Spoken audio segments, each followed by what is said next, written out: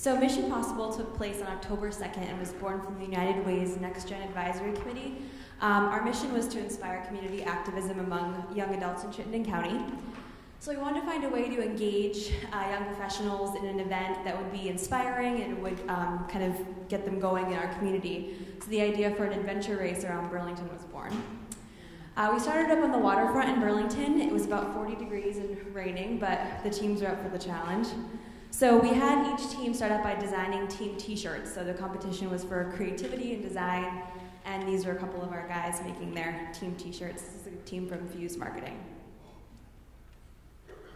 The team's first challenge was to assemble and deliver 10 pizza boxes to Leonardo's on Pearl Street. They had to maneuver by bicycle with the boxes and then receive their next clue once they successfully made it there. The challenge they received told them to keep going up to the UVM green. So these are folks assembling their boxes. Once they arrived, the first task was to transport 10 marshmallows across the green without using their hands. So both team members had to touch the marshmallows, and they got pretty creative. There was using clothing items and mouths and other parts of your body. So it was pretty fun. And those marshmallows are by Candy Cates. She's a local artisanal candy maker, so she donated those for the event. And they ate the marshmallows afterward. The next UVM Green challenge was to make a freestanding tinfoil sculpture in under 2 minutes. So the teams were judged again on their creative design.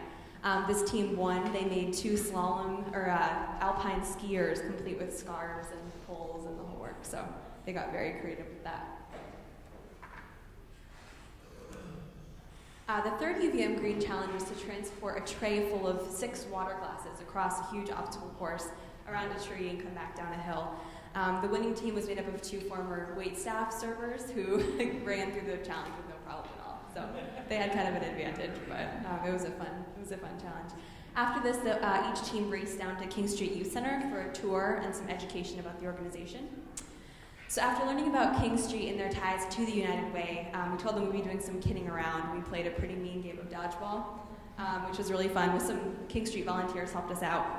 There were no major injuries reported so far, but this is one of our action shots. Then after King Street, we actually headed down to Oak Ledge Park for the next set of challenges. We took a break for lunch, and we played a game of Viking, which is also a locally invented but Swedish lawn game-inspired lawn game. So the object is to use your wooden battle axes to knock over the opponent's parts. So it was a really, really fun time. We thought it'd be a good way to reignite some competition, and these guys won the Viking Cup, which was the prize for this challenge, so they were pretty psyched about that. There were a lot of these little mini challenges throughout the day. There were different prizes. We had tons of support from local companies and vendors that gave a ton of stuff for prizes. So they didn't know this yet, but at the end there was some pretty awesome swag to go home with. So. The next Oak Ledge challenge was a game called Bucket Heads. So we separated the 2 team members, put a bucket on their head, and told them to find each other from really far away.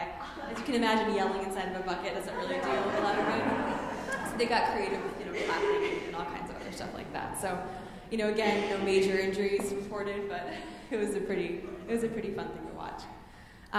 The other Oak Ledge challenge was stand-up paddle surfing, which was really, really fun. A volunteer anchored a boat out in the middle of the lake. We had them go out and around the boat. We made it optional because we figured not everyone wanted to do it, but every single team did it, which was awesome. We only asked that one team member do the paddleboard challenge. In the meantime, which you'll see now, this other team member had to complete United Way math challenge. So we had them add up the total number, or amount rather, of money in dollars United Way gives out to local area organizations, which was a huge number.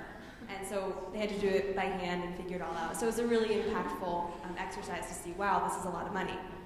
So we tried to get a little bit of education, a little bit of community messaging in there too. This was the only casualty of the stand-up paddleboarding. He got all the way into shore and then fell off the paddleboard and got completely soaked. We told everyone to bring change of clothes and towels, but he didn't, so he was soaked the rest of the day. So, hey, that's what happens.